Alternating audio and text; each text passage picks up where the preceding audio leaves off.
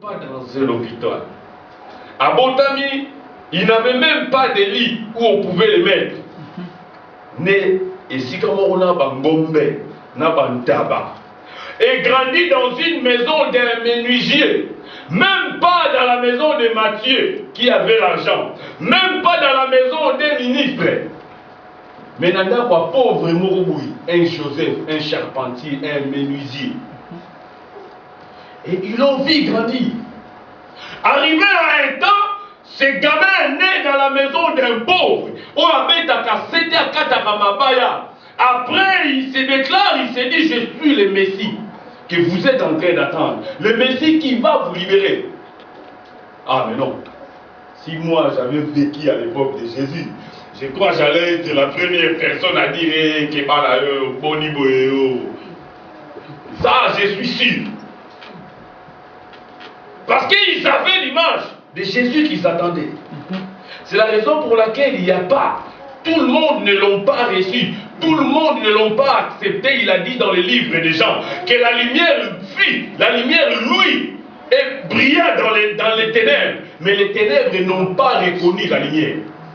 Les gens que lui seul a créés, ces gens ne l'ont pas reconnu.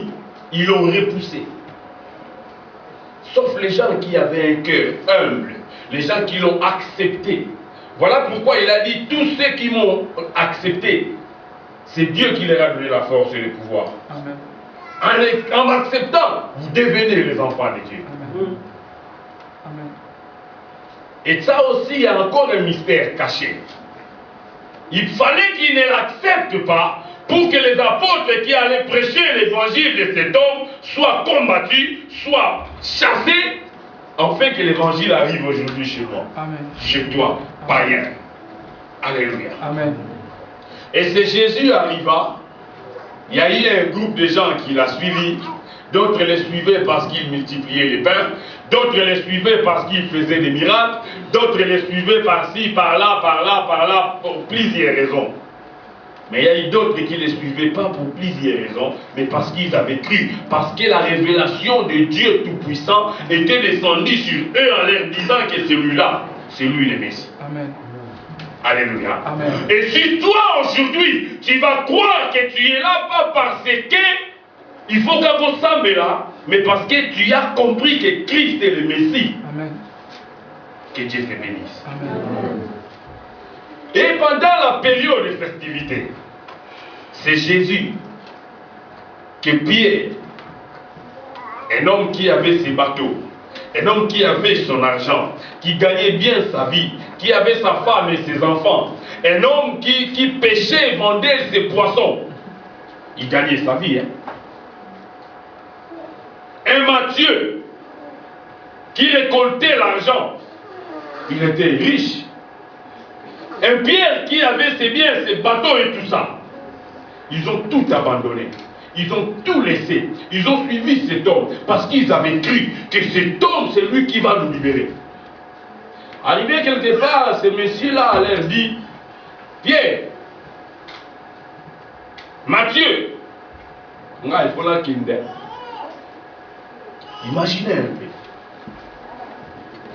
Yosa n'a pas si tu souffres, ou soit tu bien, tu as ton argent, tu vis ta vie. Et tu dis, mon frère, abandonne tout ce que tu as. Viens, moi je te donnerai au centime. Et tu abandonnes ta maison, tes immeubles, ton argent, ton travail. Et tu viens, moi je te prends en charge. Et après un certain temps, je te laisse pauvre comme tu es. Et Naïbichou n'a aucun. Votre esprit, on continue de l'histoire. Quoi? Quoi? J'ai abandonné mon travail. J'ai laissé tout ce que j'avais. Toi, tu m'as dit que tu vas me le donner au centuple. Et maintenant, tu ne m'as rien donné. Tu me dis tu pars. Alléluia. Et c'est Jésus qui a dit ça. Je dois partir. Parce que ça serait pour votre bien. Que Dieu vous envoie un autre consolateur. Il a dit, moi je vais demander au Père qu'il vous envoie un autre consolateur. Et j'aimerais qu'on soit vraiment dans le contexte, excusez-moi. S'il y a quelque chose que je n'aimais pas quand j'étudiais, c'était le cours de grec et d'hébreu. J'avais rien compris, je ne comprenais rien du tout dans ces trucs-là. Là, on voit le dessin, il va tchader, mais c'est quand même important. Parce que dans ces textes, quand il parle, et moi je prierai au Père de vous envoyer un autre consolateur. Le mot consolateur que les traducteurs ont choisi pour mettre là, c'était pour donner l'idée centrale de ce que Jésus voulait dire. Parce que ils étaient dans le contexte romain. Et les Romains, ils parlaient grec et araméen. Parce que c'est la langue qui se parlait à cette époque. La langue dominatrice qui dominait, c'était grec. Et ils sont alors le papier grec. Et ces apôtres parlaient aussi hébreu, ils parlaient aussi grec. Ils étaient obligés. Parce que c'était la langue qui dominait. Et Christ a dit, et moi je prierai au Père, je vais vous envoyer un autre consolateur. Le terme qui est utilisé, c'est allos, parakletos. Alléluia. Je lisais ce verset et je suis allé revoir un peu mes écrits, mes cours. Ça m'a inspiré beaucoup de choses. Et je me suis dit, nous passons vraiment à côté de beaucoup de choses. Des choses auxquelles on ne peut pas passer à côté.